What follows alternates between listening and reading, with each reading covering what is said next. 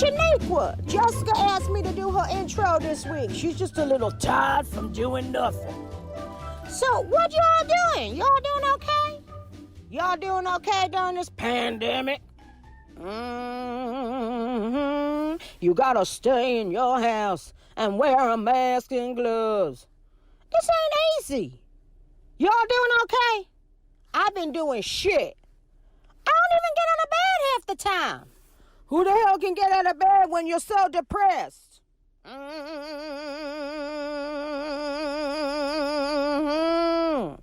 Hallelujah. Some of you gonna be upset that I'm doing this character. I could give a shit. I could give a shit.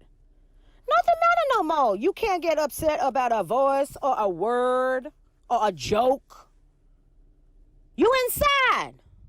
You know what I did today? I had a really good day. I went outside and I turned around and came back in because I don't want to see a motherfucker. That's what happened. At first I was lonely. I was like, I want to see all my friends. And then after a while of being home, I'm like, get the fuck away from me. Don't come near my house. You know what I mean? You know what I mean. You know what I mean. You know what I mean.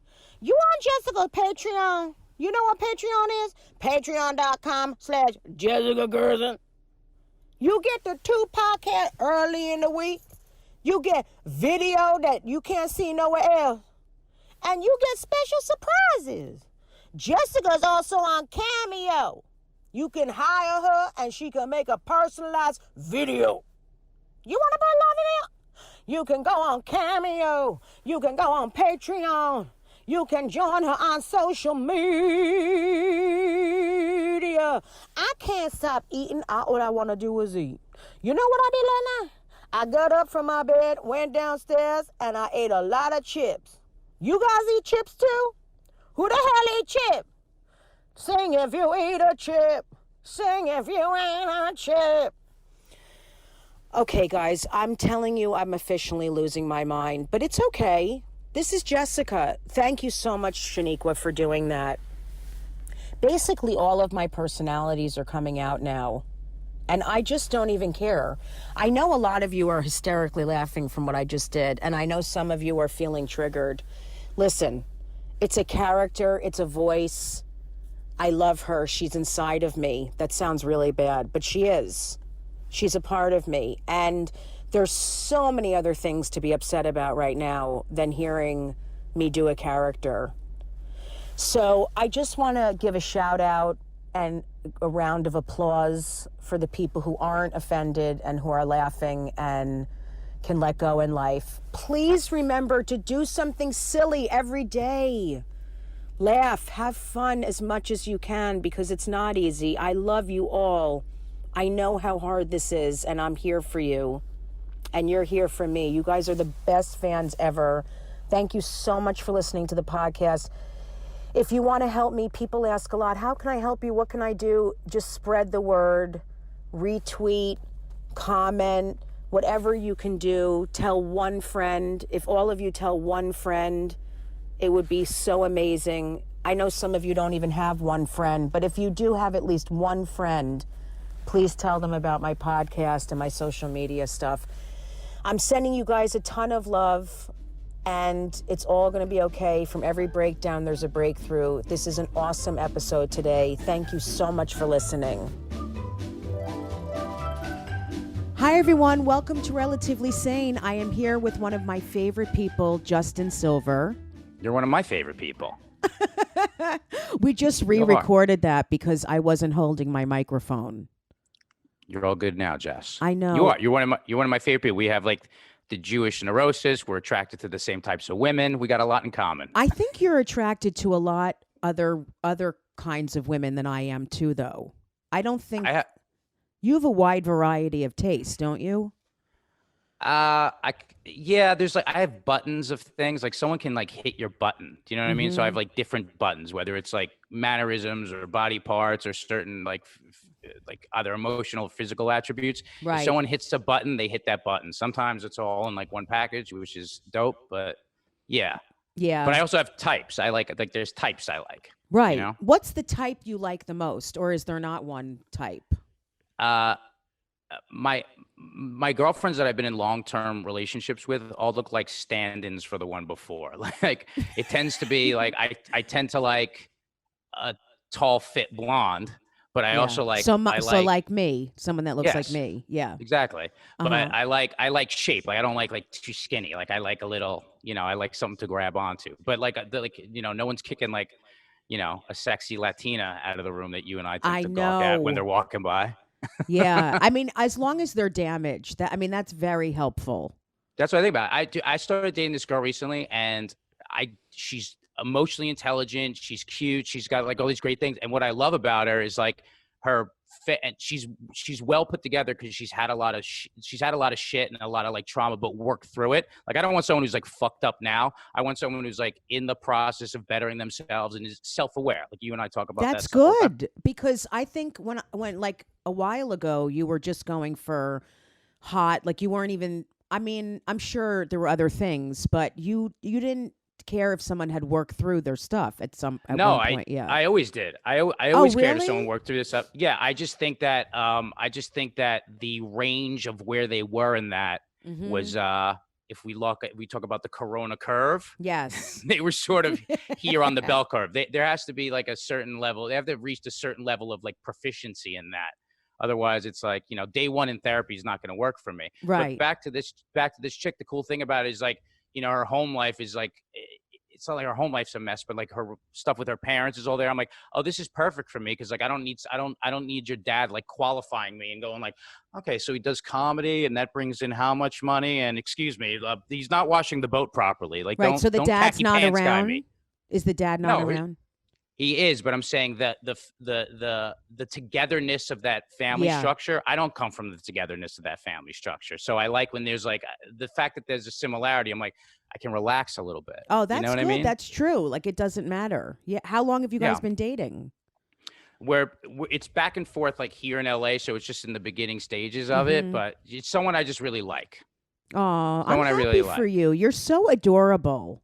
Thank you. Were you Yes, a happy yes. kid? Like, were you? Because you're very good looking, and you know you are, and your Thank you. body's I hot. appreciate. Thank you. But did you grow up like that? Like, were you a No. cute kid? I mean, I had a cute face, but I was like chubby as a kid, and I was sort of like bullied a lot because I was like, they would call me like, I went to like sleepaway camp with like kids who played tennis with their fathers in Roslyn, and I was from Queens, New York, with like graffiti all over my trunk, and I was like a total failure at school because I hated it, and so I was like, bullied a lot, and I was into art and I was creative, so they always like beat me up and call me like an art fag, and now and I got sick of being out of shape and bullied and stuff like that. And my relationship with my dad being all over the place. Like I didn't have any structure. So Mm-hmm. it went from being kind of like that to acting out a lot and Mm-hmm. then getting sent away to like boarding school. So I didn't end up in juvie. And then as a result, like I think the plane can only fly crooked so long, especially if you're driven because you want to accomplish those things. Mm-hmm. Um, and I think like at the age of 19, I sort of straightened myself out both physically, and I realized the power that had in raising my self-esteem, not only because there's the aesthetic factor of it, but Mm-hmm. also like the discipline of exercise and dieting has been something that I've carried with me through all these other things in my life, including like the stuff I do with dogs and like how I approach comedy, like this sort of this work ethic that I never really had before. I was just sort of like I was just sort of going on autopilot and going in all these different crazy directions and getting in a lot of trouble You and and I are very emotionally like a similar wreck. that way. Yeah, Yeah. I'm similar. I always say like I don't even know how I ended up okay. I mean, I have stuff, but considering what I've been through and like not having a lot of direction from my parents, Yeah. I still made it through school. I hated school also. I feel like I never had help. I don't even know how I graduate. I don't know how it happened. Me neither.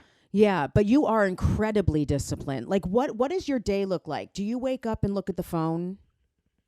You know what? Like I have to I have an addiction to excitement, like a lot of us do, Mm-hmm. and that addiction can take so many different forms. Like I'm not a drug addict, but I can certainly like party with substances. Mm-hmm. I can drink. I can sext too much. I can text too much. I can get too into Instagram. I can use all these things, Mm-hmm. and they're sort of like a movable feast. You know what I mean? So Yeah. so my addiction to excitement just generally will keep me sort of spinning. And there's times where I'm sort of always trying to, I'm always battling and trying to mitigate that somehow.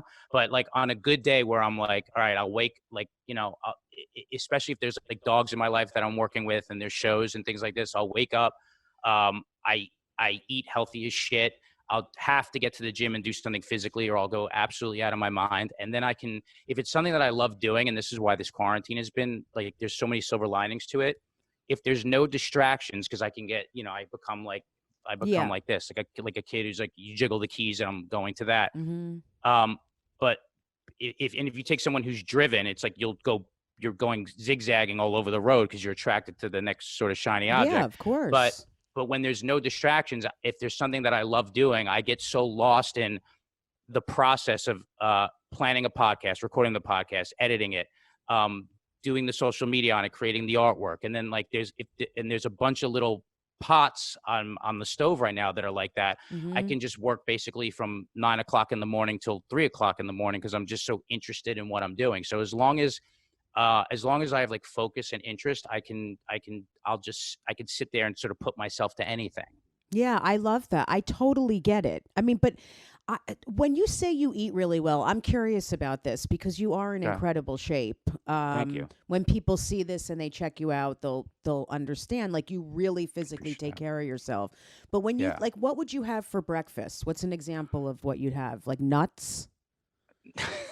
Yeah, like a lot of nuts. Like a kale egg white omelet with like no, I'm not. No, and listen, I eat pizza and do all that stuff. Like, whatever. It's sort of like you're one of those. I eat pizza. Yeah, I eat. But you don't like binge on pizza. No, but I'll eat like if I'm treating myself, I'm gonna eat a whole pizza pie. I will. But I'll wake up. I usually eat a smoothie. I eat like a salad and some sort of fish for lunch. I snack all day, so it's like I'm also pescatarian, so I eat like hummus and carrots, and then I eat a lot of fruits. And my refrigerator like is boring. It looks like a rabbit lives here. Yeah, you know what I mean. But I also like to cook. So if there's like a woman that I'm interested in and she spends that, like I like to make like a lavish breakfast. Oh, you're so good that way. Yeah. Thank you, Jessica. You do a lot of different things. Tell people what you do about, like, how did you get involved with training dogs and what happened? Like, how did that, I know you're probably always an animal lover, but how did that evolve? I had like a thing with animals ever since I was a kid. My mom used to say like, I used to like take care of animals and birds and that thing. And she would say, she'd always say that I was like trying to fix myself by fixing them. Aww. Like, I think you treat animals the way like you want to treat yourself. And that's why I think people anthropomorphize animals a lot, which is something I help them work through when that kind of goes awry. And a woman's gone through a breakup and now she's like cuddling this little Yorkie and squeezing it to death. And it has separation anxiety because this guy dumped her. That's like so interesting. I never even connected that, but that's so true. Yeah, but being so versed in psychology, especially because of your mom, it's sort of like you understand how probably just like kids with you. Like I was just going to say, you do that with kids too. Yeah. Yeah, like they're the lightning rod of their parents' dysfunctions, owners of its and kids. owner. So. Well, I do own my children, but yes. Do you walk them on leash? Are they getting enough exercise? No, I would never do that because if they run away, I'd be grateful. It's a lot. You don't have them microchipped, Jess? I would have them microchipped, but I would never have a leash. But you know how you walk through Washington Square Park and there's all those people with the dogs laying on blankets and they're trying to get them adopted. Mm-hmm. I always had such a soft spot for those people, and I started adopting pit bulls. Mm-hmm. And in the beginning, I was overwhelmed and didn't know what I was doing, and I had difficult dogs. And as a result of having just like I said, like having an interest in wanting them to get better and take care of them, I really learned on the job about how to train dogs, and I understood them. And to just make this, I've written a book about this, so I'll try to give you like the 1-page bio version of it. my desire, my interest to want to fix them and heal them up, sort of, I realized that I had a green thumb with it. And from coming from from being a personal trainer, Mm-hmm. I think that personal trainer, their job is like half therapist, half coach, and you're sort of coaching people to get over their own foibles and their own mishigas, to use Yiddish, Mm-hmm. so that they actually have the will to get on a treadmill and do the things that they have to do. Most of what you're doing is emotionally coaching them. So I knew how to talk to people from that aspect of it. Right. And then go ahead. No, I said right. Yeah, I get Yeah. it. Like that makes so much sense. Yeah, and then the understand the animals came second, and so the sort of confluence of those two things just maybe have a way with dogs and have a way with people, which then, as you know, it just sort of snowballed to helping dogs in my neighborhood. And then because I was handing out comedy tickets at the Boston Comedy Club, and they were like, Wednesday nights are yours, I was like, oh, I know what I'll do. I'll do like a benefit, which, I mean, you've done funny. It's now Funny for Fido, which we do annually, and It's great. you perform on it, and Jerry Seinfeld performs on it, and Schumer and Gaffigan, Colin Quinn, everybody does it now. Mm-hmm. But 15 years ago when I first started, I just wanted to raise a few dollars for those shelters where they had the blankets in Union Square. And so I've sort of merged what I do with comedy with my love for animals and try to, pay it forward. Comics are generous people. We have big hearts. We are. Yeah, we are. And so, but all those things sort of combined. And when they were looking for somebody to like host a TV show on CBS about training dogs, it was like, the performance background and the ability with dogs just always worked well together. And then, as you know, work begets work. So that turned into a book deal, and that turned into a show in China, and more rescues and more attention on that. And as I'm doing all those things, I've sort of counted. I think it's 1,120 something dogs that I've trained at this point. Holy shit. That's a lot. I mean, it's a lot. That's insane. Yeah. And it's so many crazy situations, from dogs that like have the most fucked up backgrounds or in shelters and beaten up, to some of the more difficult ones are the uptight owners who have the penthouses and on the Upper West Side, and they have this little schmupples sitting on their lap, and they can't understand why the dog wants to go and run in the dirt. And I'm like, trying to communicate with those people is a lot more difficult. It sounds like comedy. The more money someone has, and the more like whatever entitled they are, the harder the gig, the harder the situation. A lot of times it. But this weekend, it was so funny. I was at Stephen Klein, the photographer. Mm-hmm. We were up at his house in the Hamptons. Everybody was safe distancing, so I don't want to hear it like I've been hearing it online. But he's got these 3 gorgeous Great Danes that are some of the biggest Danes in the country. Sick. And yeah, Madonna was there. So it was like, I get to, there's cool. And he's so great with his dogs. And it's like, there's working with dogs in comedy have taken me to so many interesting places that I truly have an appreciation for it. Like, it's like a gift in my life, Oh, that's so cool. Forget about the dogs. What was Madonna like? We didn't spend much time talking. She was like, everybody was sort of quarantined, and her house is next to his house.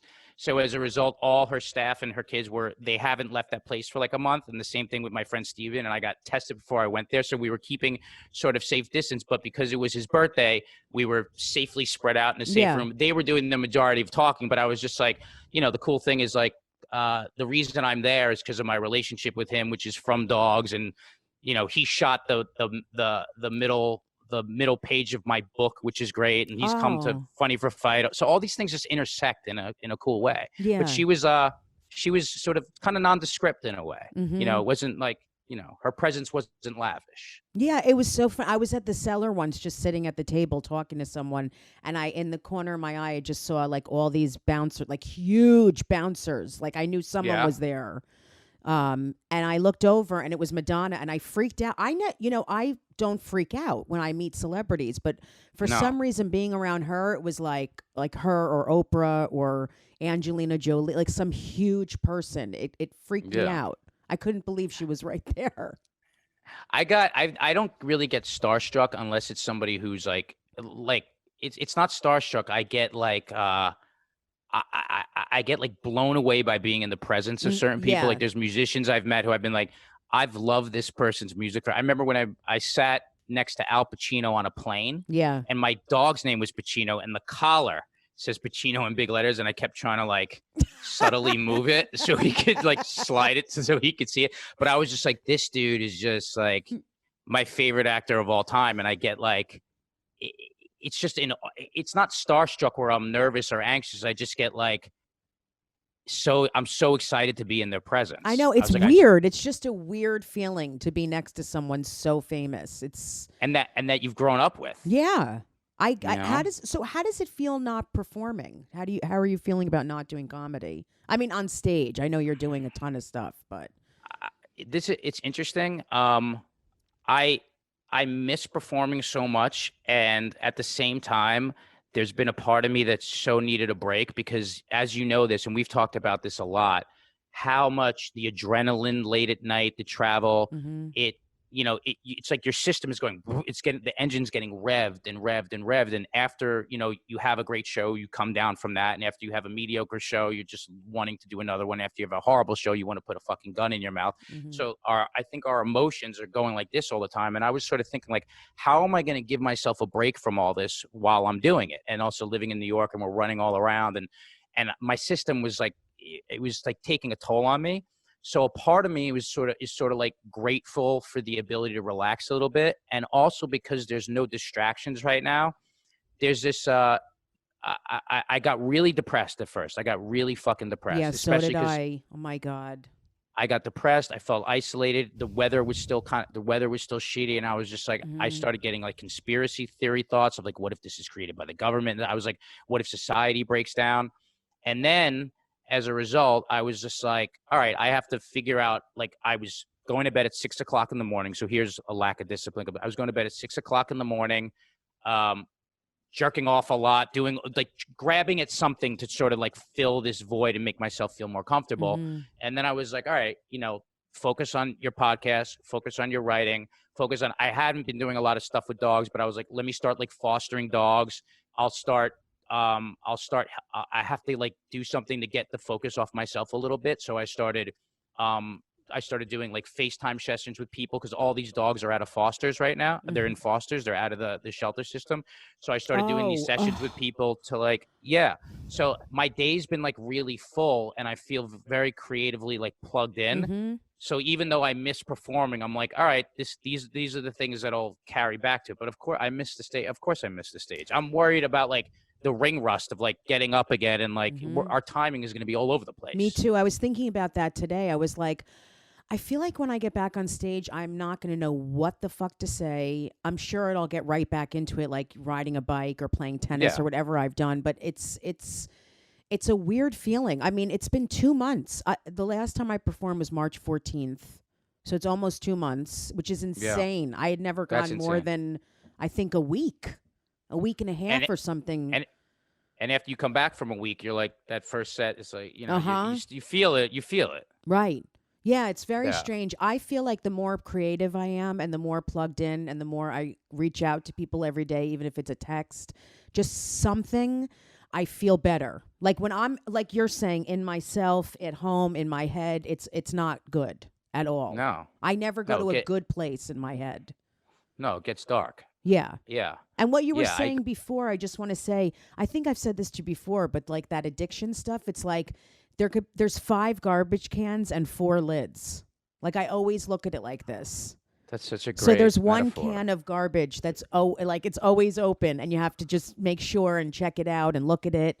Because I'm the exact same way. Like I literally could go online and start gambling if it were legal in New York. It probably is. What am I talking about? I'm sure it is. Just go ahead. Yeah, I'm gonna check that out right after the podcast. But no, same way. The just general addiction to the excitement, which is like, and our lifestyle sort of feeds that a little bit, especially if you're single. Like after a show, like if it's you like want to keep that rush going. It's like and there's a balance with it. There's so many great things. Like when you're performing and something goes great, it's not the narcissistic element of it that makes it so great. Like look at me, I'm on stage. There's a light on me, my microphone. I did so great. You feel this gratitude to the audience because you're like, you guys were so receptive, and it's like you're having this, it's a two-way conversation, but you're having it with 300 people, and you feel this sense of connection. And if you do comedy, like I do personal neurotic comedy, very similar to you, you're talking about your insecurities and divulging the dark parts of yourself to laugh at it and to make people feel better about their shit. And when it goes well, it's because, you know, they identify with you, and that feels fucking incredible. That's intimacy. It's intimacy. It is. And I like, you're making me think, okay, so I want to say a couple things about you. Just, you can just pretend like you're not listening. So Justin, if for everyone who's listening, is an incredible comedian. Incredible. Thank you, Jessica. No, I'm not Thank even you. just saying, I don't say it all the, and anyone who listens knows I don't say that all the time. But you really are, and and one of the main reasons, besides being likable and charismatic and whatever it is that you're so honest and you talk about real shit and you don't just make fun of people, which I find so fucking boring after a while. Like all these people that just go up and go, you know, dudes that yours is always personal, and you've done the road with me a lot, and it's just, my crowds love you. You guys have to check out his stuff because you'll love it, and you'll love his podcast and everything. And even while you're talking now, you're being so honest, and it's because you've done work on yourself. That's why you're a great comic. Yeah, I genuinely appreciate that, and I have to say this, like, and then we'll stop sucking each other off. All right, but just do mine for longer. Do it for me longer because I need more reassurance. I don't look like you, so I need to. Stop that.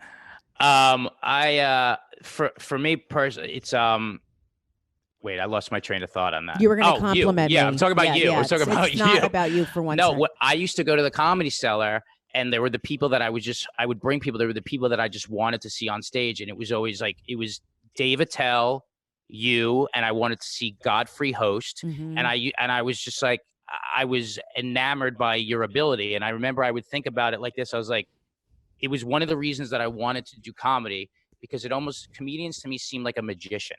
And it was like, they have the power, just when they drop this one word, like, I'm going to explode like inside out. And I was just, I mean, you are a queen in the New York City comedy scene, and anybody who knows comedy and that's special, which so fucking good, so long overdue. I've sent it to everybody. They're like, it is unanimous. Like, Jessica Kirson is the funniest fucking woman. And I'm only saying woman because you are one of the funniest human beings. Thank you. And the most intelligent people that I know. Thank you. So, I mean, to be fair, I'm not fully a woman. I mean, my body is, but my brain is, you know, a little on the male side. But yeah, but comedy is half a boys club, and I think that's why you've been able to fucking. I'm talking about when you first started. Yeah, it wasn't as co-ed as it is now, and that's probably why you were able to fucking come up the way you did. That's true. That's very true. Have you ever sent me pictures? Yeah, you have. You've sent me pictures of women. You've shown me pictures of women. Krista Stefano does that, of body parts. That I've? Yeah. You have. You and I in private have maybe. I think we've made have like glanced over if I've been with somebody. I'm talking about a long time ago. I'm not talking about recently. I'm saying there's been times when you said, check this out. And I'm like, you guys, like, being a single, good-looking male comic must be heaven on the road just for a while. Would you agree? Let me say this honestly, because this is gonna. There's no way for me to not come off as douchey. I don't care. I don't. Yeah. No. But when people bring that up, they're like, Justin's good. And I'm like, okay, I can't be like, no. I'm like, I appreciate that and thank you. Mm-hmm. But this is sort of like a curse and a blessing in that, look, I'm proud of myself. Like, I appreciate the way I look. I'm like, I have insecurities as much as any other fucking human being on the planet, if not more in some respects, because the amount of value that's been placed on that at times in my life, it's sort of like, well, I'm still getting older. But I remember I used to overcompensate comedically to try to downplay and not be viewed as like, oh, here's this like cocky, good-looking dude who's in shape. What's he got to say? Because I'm not. I'm like a tortured, fucked up person who's worked through shit, and I've got depth. It's like, so I used to overcompensate by making fun of myself too much, which is like that overcorrection.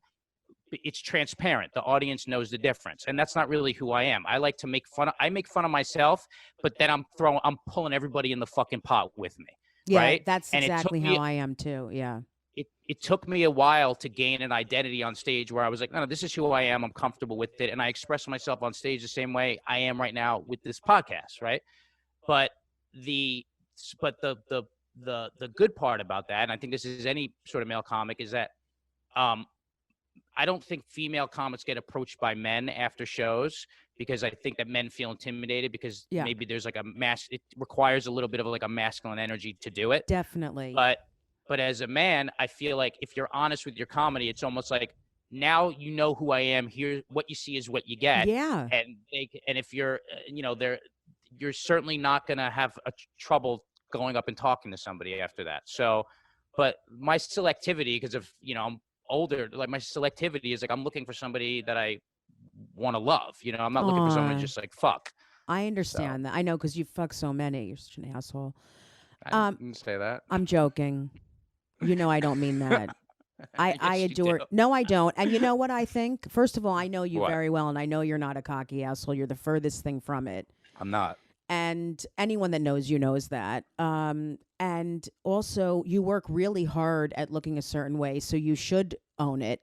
Because, like, if I worked out the way you do and ate the way you do, I would be like, yeah, I look good. You work hard. It's not easy. You don't just look like that.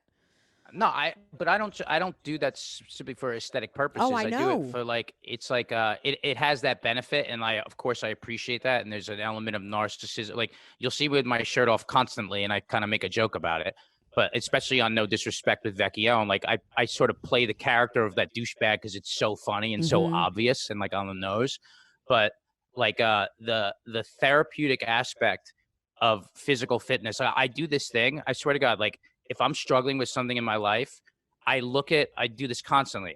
While I'm running or while I'm doing something that I was learning how to do muscle ups, which is like this sort of difficult thing that I've been trying to do for 2 years. I've been doing them every day for like 6 months, and have you been doing them? Yeah, I do them all day. I'll do like 100, and no, I don't even know what that is. Of course I know. What's a muscle up?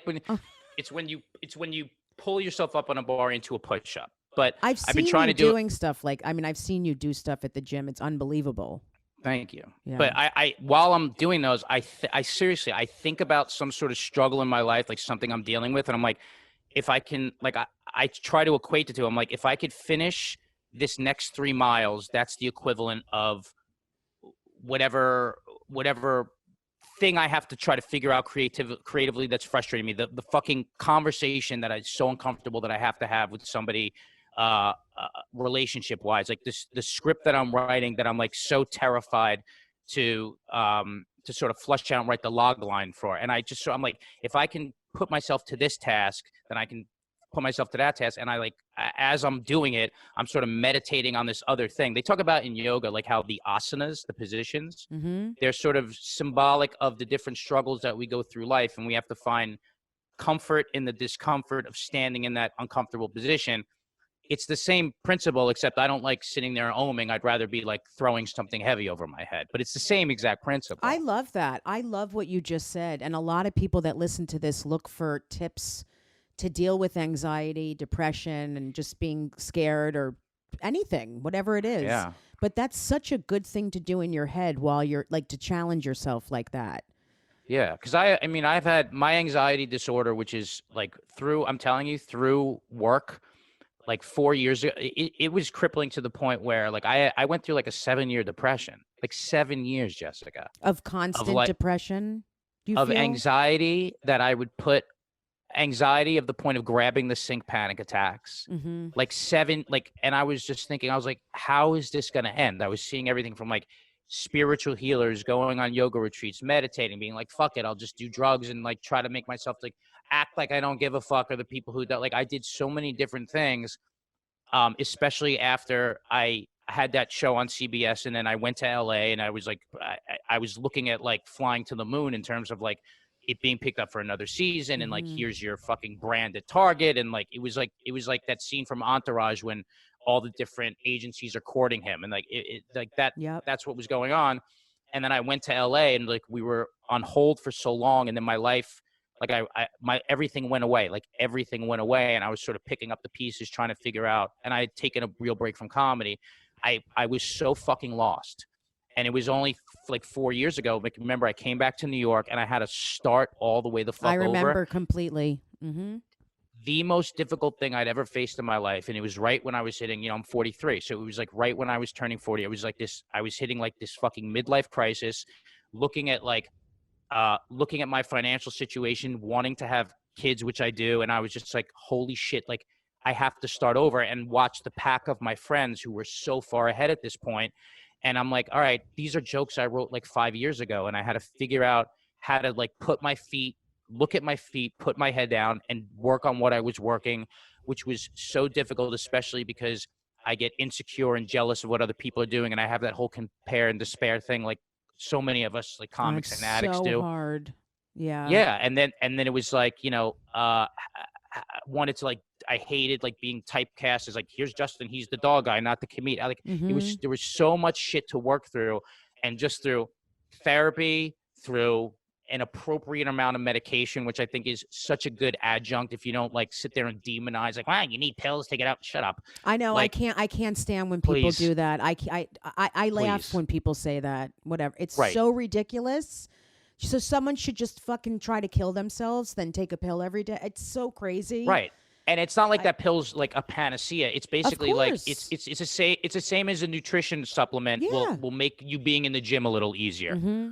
But the heavy lifting has to be done through therapy and through hard work and through focus. Mm-hmm. And like, I have to tell you this, Jessica, it's like, this sounds so fucking corny, but we've talked about this on like on one-to-one levels when we're sitting in a car together, that when they talk about the light at the end of the tunnel and the silver linings at the start, I'm so glad that I stuck that out Mm-hmm. and put my head down and that it happened to me, because it was like, I don't now like, we're in entertainment. So the promise of like, well, here's the contract and this kind of thing, like none of that. I don't buy that shit for a second. I put responsibility on myself for the things that I want to accomplish. I ask for help when I need help. I surround myself with people that I believe in and that I love and that are moving forward, and try to not use them, but try to like, I try to keep people in my life that are better than me so that I can learn from them in a way, like opening for you on the road. And it's like, I've never, not to say that every day is great, because I have days of super depression, but in the grand scheme of things, I've never felt more comfortable in my skin and happier than the place that I'm in as a result of being like picking myself out of the shithole. Yeah. Thank you so much to all of my Patreon members for supporting the podcast. All right, hold up. Could you take a little off the P's? You're hitting them too hard. Not action. Thank you so much to all of my Patreon members for supporting the podcast. Hold on. Now you're whispering Patreon. Is there a reason you're whispering? Well, you said to take the p. Somewhere in the middle. Okay. You ready? Action. Thank you so much to all of my Patreon member. Now you got to pause. For those of you who don't know, Patreon members, is that okay? It was perfect. Why'd you stop? Oh, okay. Patreon members. Cut. Let's go back to the beginning. Thank you And action.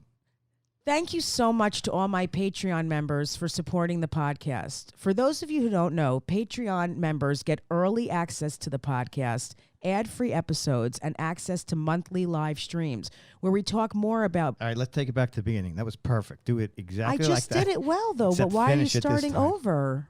Thank you so much to all of my patron... Cut. Why are you screaming? Because I'm just trying to get through this. Action. Thank you so much to all of Action. Thank you so much to all of my Patreon members. For those of you who don't know, Patreon members get early access to the podcast. Perfect. Keep going. There's so many P's. Keep going. Keep going. Ad-free episodes. You could cut this out, right? For those of you who don't know, Patreon members get early access to the podcast, ad-free episodes, and access to monthly live streams where we talk more about being relatively sane. Hold up. Did we agree on monthly live streams? Yes, you told me I should do them because it'll get more members. I don't know how to do a monthly live stream. Don't you just talk in your phone? We'll figure it out. Come on, let's get through this. We have to go. We should speed this up. All right. Thank you so much to all my Patreon members for supporting this podcast. For those of you who don't know, Patreon members get early access to the podcast, ad-free episodes, and access to monthly live streams. We don't know what that is, but whatever, where we talk about being relatively sane. If you want to join our fantastic community that is so corny, go to patreon.com/Jessica Kirson. That's patreon.com/Jessica Kirson. That's Patreon. I think you said patriot.com. Go to patreon.com/Jessica Kirson. That's patreon.com/Jessica Kirson. Patreon.com/Jessica Kirson. Thanks again. And cut. That's a wrap. Ugh. When you go through the hell and come out of it, it's beautiful. That's what I keep saying about what's going on now. I say to people, this is horrific, but it's it's going to be okay. Like from every breakdown, there's a breakthrough. It is going to be Yeah. okay. We will get through this and things will be different, but better. I don't think they're going to be worse. It's tough time, you know, and I'm so glad that you're doing okay during this time because a lot of people that we both know aren't. It's really hard. Yeah, it's my mom called me. She's like, "How's everybody doing?" And I was like, "Well, Joe DeRosa is sort of doing like this. Jay's doing like this. Christina Hutchinson doing like that." And like, but for the most part, I found that people have sort of like we all miss each other, but everybody sort of found a little bit of a stride. Mm-hmm. And even like connecting through podcasts, like these things feel more valuable. Yeah, I agree. Don't they feel more valuable? Yeah, because we're connecting. Like I haven't seen you, so now I feel like I'm with you, and I missed you. Yeah, I missed you too. You know, I'm like, I love how committed you are as a friend. I'm very flaky at times, which is it's so hard for me because I find you busy, not flaky. That's true. I am busy, You're but busy. I do You're flake busy. out sometimes where I forget things, or it's not on purpose. It's all like just that my head is constantly. I'm thinking of so many things and I can't remember everything. And you have kids. Right. I do. Right. And I have 17 of that. Like it's not like I have one little child here. I mean, it's a lot. So Yeah. and in fact, you said you wanted if you want one for like a week, like you take dogs, you can easily take one of my children. Just like as a chick magnet. Yeah, and they're gorgeous. I mean, they're all pretty, thank God. I think they're all I know. straight, so they'll have an easy life. Oh, that's great. I don't yeah. want a straight daughter. I'll be like, I'm going to be answering my door with a shotgun. Yeah, no, I get it. I know. Well, you know, Zoe, my 13-year-old, is stunning. So I mean, she like did an Amazon. She did an Instagram live with me the other day, and guys were like, "Wow, I'm like, she's 13, so you need to back off a little." But you were saying you think you're flaky, which I don't think. Well, I check in with you. I don't check in with a lot of people that I should, and I love how organized, and I love how you go into action. Like everything you're saying is I talk about that a lot on the podcast. Like you are like me in a lot of ways where when things get horrible, for example, when this whole thing started, I freaked the fuck out because of money and my future, and my career was skyrocketing, and all of a sudden it's like, oh my God, I have nothing. I have no gigs. I have nothing. Like this is, and then, you know, my father was very sick and all this stuff was going on. And I started getting busier. I started doing more. I started putting, even if I made some stupid video, seriously, in the hallway and put it up and it got comments, it made me feel better. And I'm like, that's what I need to do. I always need to take action. Yeah. I do cognitive behavioral therapy. This is just to identify what you're saying. Yeah. And there's that thing, and they say it in AA, you can't think yourself into right action. You can only act yourself into right thinking. Yes. Oh my God. And it's like that's such a great, I sit there, I look at like whatever, if there's depression, I'm like, there's a reason. Sometimes it's self-inflicted, something, even if it's like, there's just something chemical. It's like, all right, well, there's actions to take for everything. And I think even the act of like, you know, they say like people start to feel better when they actually call the doctor's office. Yeah. It's like knowing that you're doing something knowing that you're constructively doing something to better yourself is a form of self-soothing and self-care. You're attending to yourself, because I think so much of depression and anxiety people have is a form of sort of self-neglect in a way. They're overdoing it at work at the expense of their own well-being, or so many things. Oh, that's such a good point. That's me. I mean, I do neglect myself a lot, and you're a workhorse. Yeah, I am. And it's okay as long as there's balance. But when I'm not working or busy, I don't mean looking on Instagram and looking at pictures. I'm talking about like literally creating stuff. I'm very depressed. And does depression run in your family, or anxiety? I mean, I know you're Jewish, so anxiety definitely. There's no way. I mean, it absolutely does. Like everybody, a family dinner at my house, it's identical to yours. I mean, like the voice of the mother. Your family, and it's like, hello, mom. Like it's literally like my family.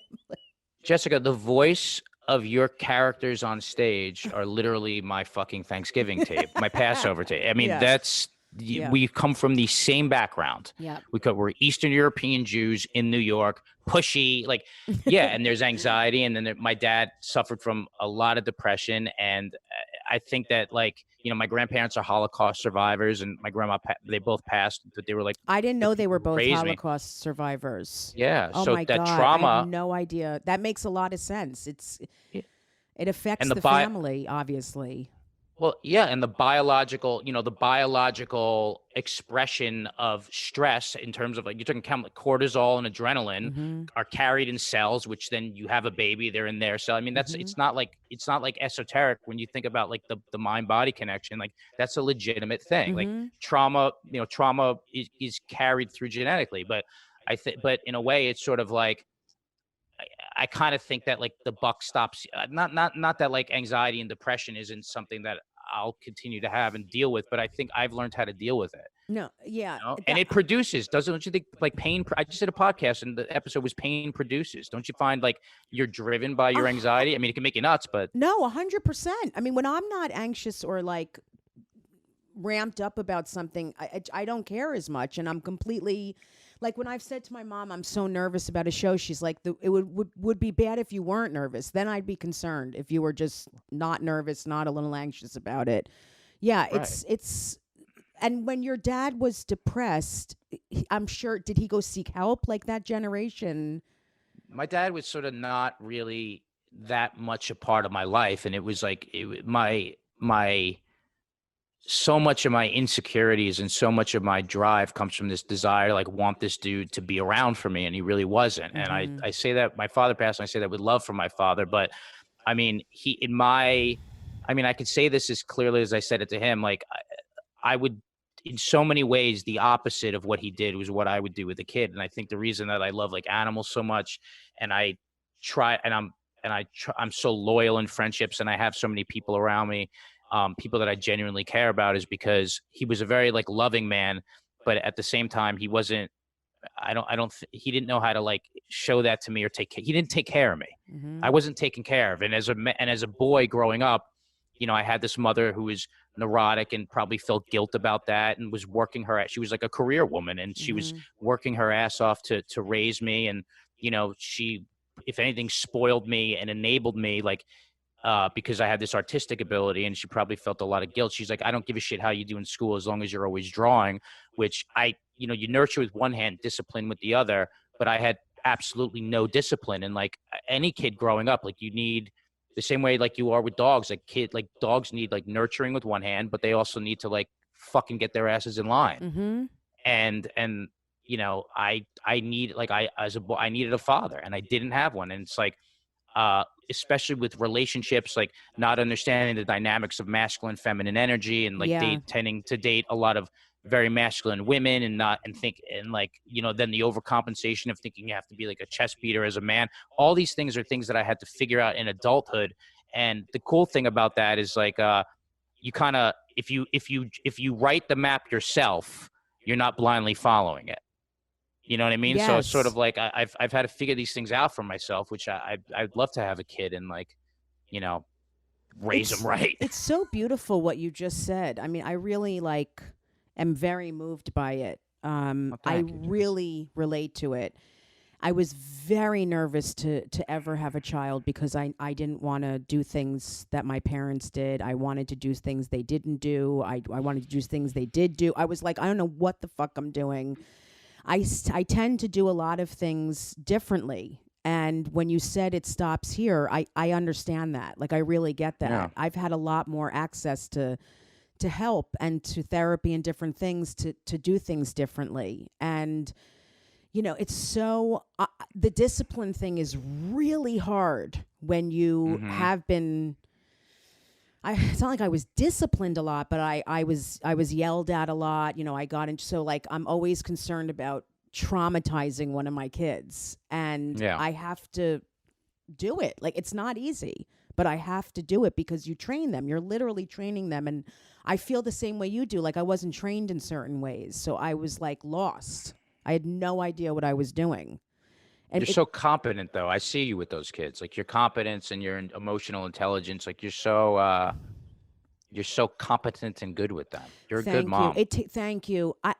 I feel good about how I am as a mom. When I'm not patient. I'm really, it's a lot. It's a lot for me to sit sometimes and play with the same dolls, doing the same things with the dolls for hours. And I'm like, Yeah. oh my God, I just would rather anything. I'd rather be on fire than keep And doing. it's interesting. But I do it You're because I want to be there for them, because there were times when no one was there for me and I felt horrible. I feel like I was always annoying, asking to play, that I was alone. No one would play with me. So I do it.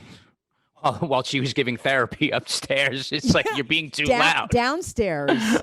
Yeah. She was helping the world. You're walking on the floor. I- Beth is having a meltdown. That's how it was. I'm know. fucked up. I have all these problems, and there's all these people downstairs that are being helped. That's literally how it was. Yeah. And the interesting thing about you, Jess, is also it's like, listen, my sisters are like, they have 3 kids, they're stay-at-home moms, or whatever career they have is like, they're speech pathology. It's not like this thing that's like our career and what we do is another child. Yes. And it's also, and that child, like this is going to sound so corny, but that's the child in us playing. Yeah. And it's so true.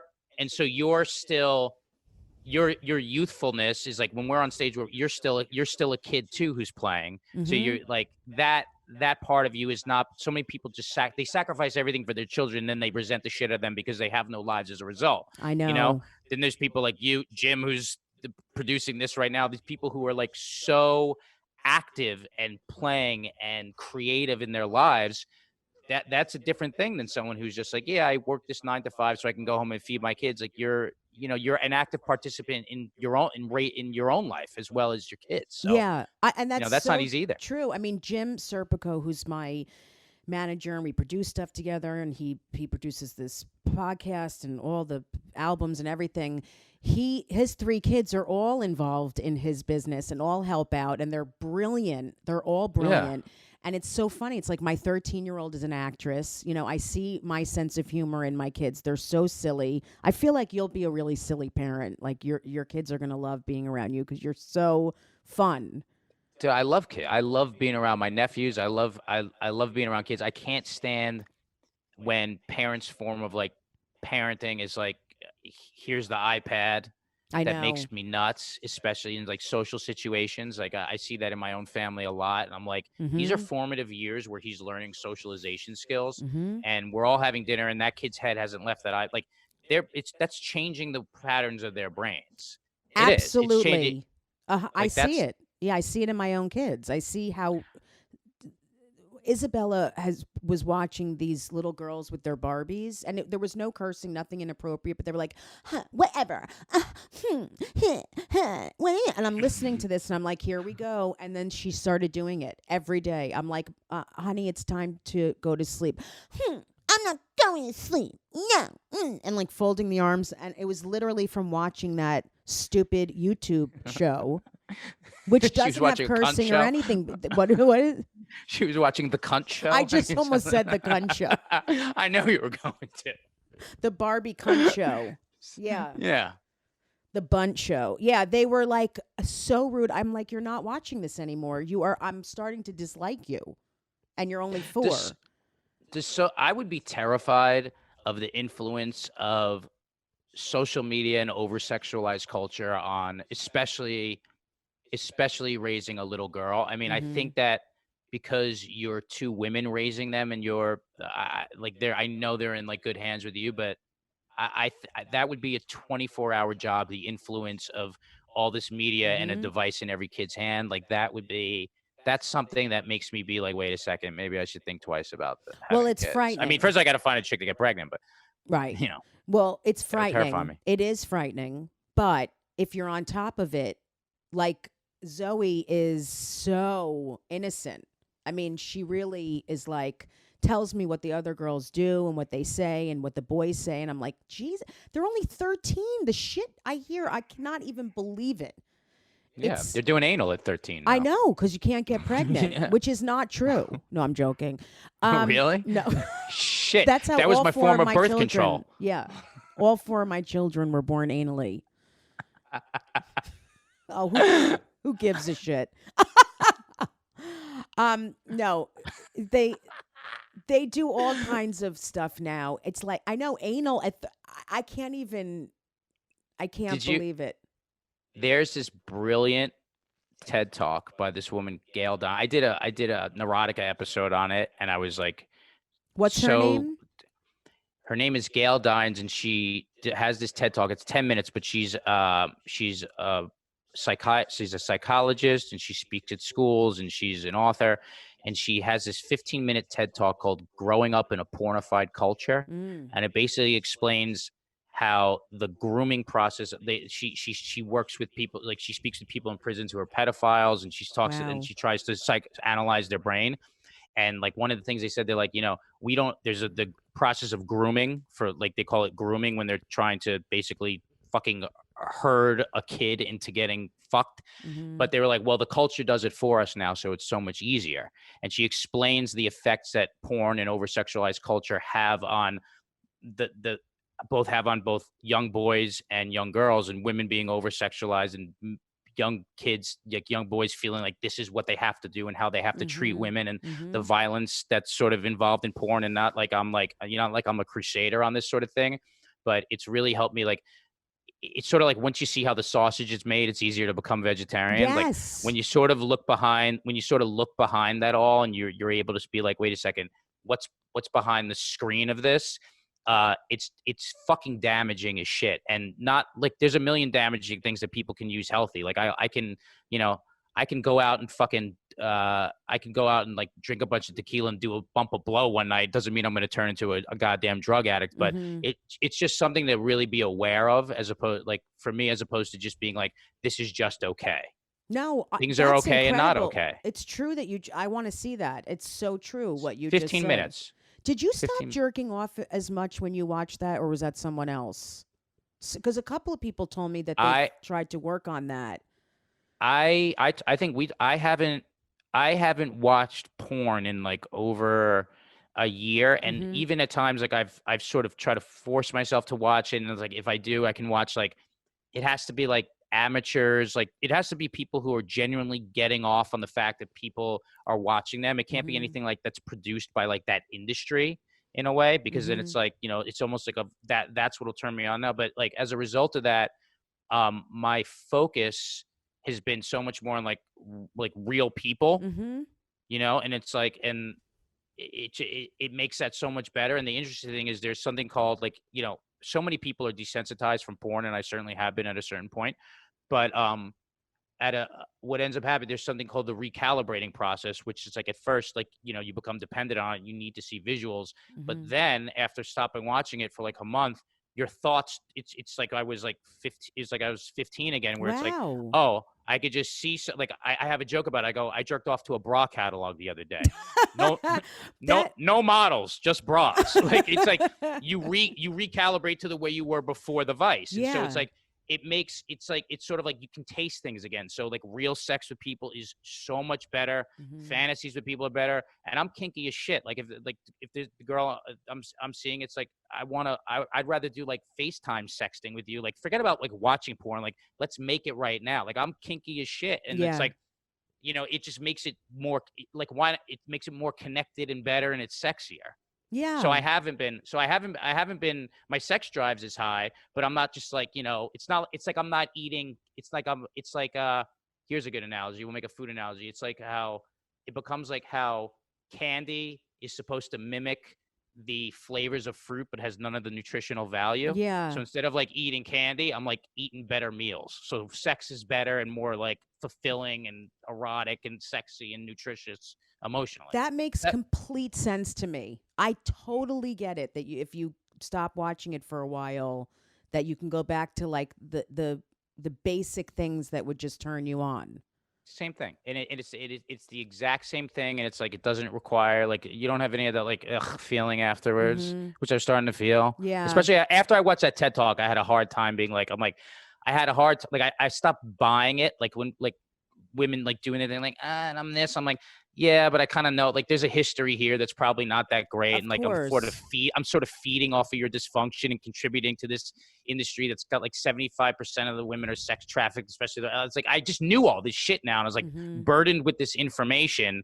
So I had like my dick in one hand and like the fucking, like this dossier in the other hand. And I was like, they didn't go together. I love this so much, but I get it. I really do. It makes complete sense to me. I'm Yeah. so proud of you. Thank you. I believe in you. You know that. I always have. I do. You have You're- everything it takes once we can perform again in 2025. But you know what? You're doing so much like I am online, and Trying. you'll be fine. You're so incredible. You're so honest and smart. I know a lot of people are going to check you out from listening to this. You got to Hope so. watch Thank you. Justin's comedy. Have you been posting stand-up clips also? I've been posting stand-up clips, but I'm trying not to wear them out. Yeah. I mean, so I've been posting on my social media. You let me know when we do plugs, and I'll. Yeah, because I want people to see you. Tell people where they can Yeah. follow you. So my social media is at I am Justin Silver. I don't really like Twitter that much, but I put my comedy stuff and my podcasts on my social media. And then I have a podcast that's not dissimilar to this one with Jess, which it's sort of like a sex anxiety. It's called Neurotica. It's great. It's so good. The search for inner peace and the perfect good sex, inner peace, and the perfect hand sanitizer, which you can download anywhere you get podcasts. I have another podcast called No Disrespect with me and comedian Mike Vecchione. It's just basically we bring comics on and we have all these different bits that we do. So it's like a variety show. And then currently I'm on the show High Fidelity with Zoe Kravitz, which is on Hulu, where I play Justin, a comedian who's a little emotionally disturbed and cocky. I don't know where I got the material. You're great in that. I watched some. I was Thank like, you. I am so proud of you. It's Thank you. awesome.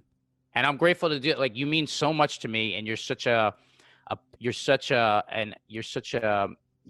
carried me so much and helped me so much. You're just one of the people that have taken me under their wing, and I've needed you to sort of come back to comedy. You know? I love you, and I'll always help you. I'll always do Thank what you. I can, and I know you would do the same for me. I would. And I want you guys to follow him. Watch High Fidelity. Listen to the podcast. Follow Justin on Instagram and all over. I'm not. Twitter I get angry on Twitter and very political, which is I can't stand. Every time I go on it, I react to someone or something. And I also have an OnlyFans where I'm going under the name Corona J, and I'm masturbating. So you can also do that. Are you really? No. I'm so gullible because I wanted to use that name for mine. So I was like, shit. Corona J? Yeah. It's going to get a lot of hits. That's why I'm doing For it. Jew. You hashtag me. It's like, there I am. But I'll wear a Nacho Libre mask so I can disguise myself and still do comedy. Well, I love you so much, Justin. Thank you I for love you doing too. this. Follow him. I'd love you to come on again soon. You're awesome. I'd love to. I'd love Okay. to anytime. Good. Love you.